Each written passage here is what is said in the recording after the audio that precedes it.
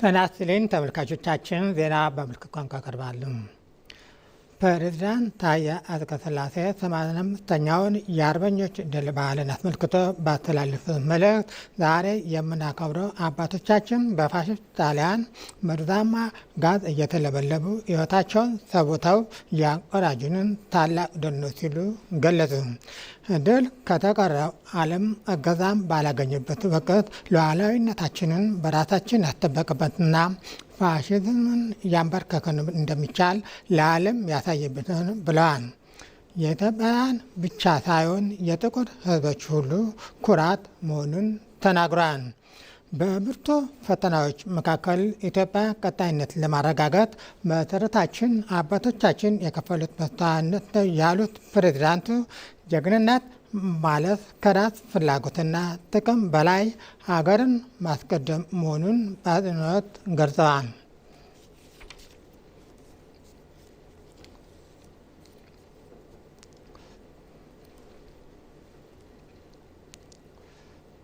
የኢትዮጵያ የውጭ ጉዳይ ሚኒስቴር የሱዳን ጦር የውጭ ጉዳይ ሚኒስቴርና የጦሩ ቃል አቀባይ በቅርቡ ያቀረቡትን መሰረተ ቢስ ክሶች ሙሉ በሙሉ ውድቅ አደረገች።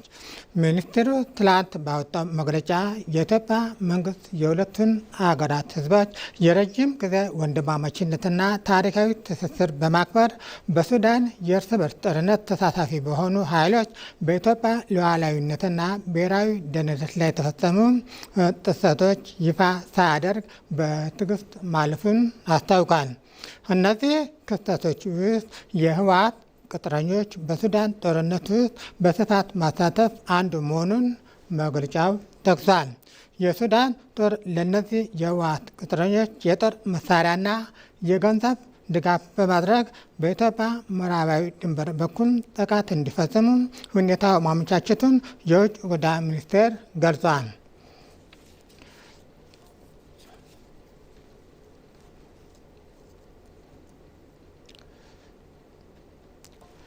የኢትዮጵያ ዜጎች ለማህበራዊ ፍትህ ኢዜማ የወጣቶች ሴቶችና አካል ጉዳተኞች እጩዎች የምርጫ ቅስቀሳ መርሃ ግብር አካሂዷል።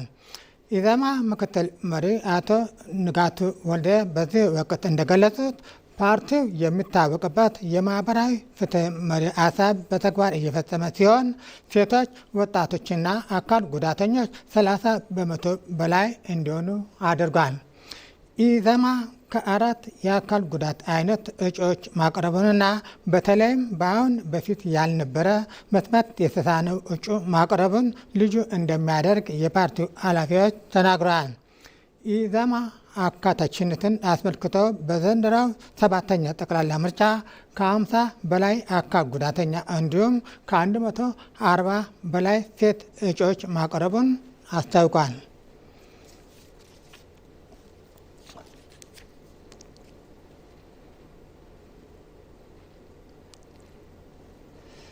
የአምራች ኢንዱስትሪ ዘርፍ ብሔራዊ ሉዓላዊነታችን ማዕከል ነው ሲሉ የኢንዱስትሪ ሚኒስቴር መላኩ አለበል ገለጹ። 4ኛው የኢትዮጵያ ታምርት ኤክስፖ 2018 ላይ የቀረቡት ምርቶች ብዝሃነትና ጥራት ኢትዮጵያ በጥረቷና በልጆቿ ፈጠራ አቅም ብልጽግናዋን ማረጋገጥ እንደምትችል የሚመሰክር ነው። ኤክስፖ ሀገር በቀል ፈጠራዎች የደረሱበት ትልቅ ደረጃ የሚያመለክት መሆኑን ተገልጿል። የኢትዮጵያ ታምርት ንቅናቄ ይበልጥ ለህብረተሰቡ ተደራሽ በማድረግ ረገድም ባለፉት 9 ወራት ብቻ በመላ አገሪቱ 222 ኤግዚቢሽኖች ተዘጋጅተው 17461 አምራቾች ምርቶቻቸውን አስተዋውቀዋል።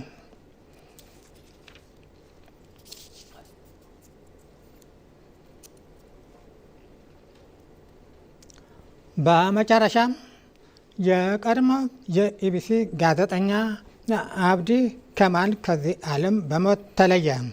ስርዓተ ቀብሩ በትላንትናው ዕለት ተፈጽሟል።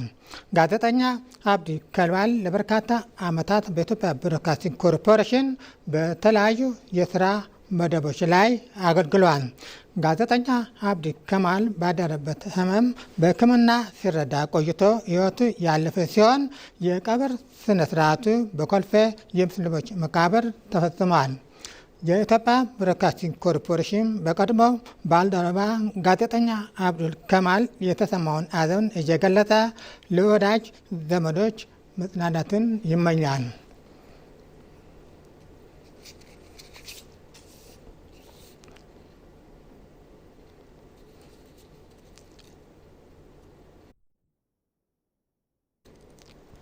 ዜናው አበቃ። ከቀሪ ፕሮግራሞቻችን ጋር መልካም ቆይታ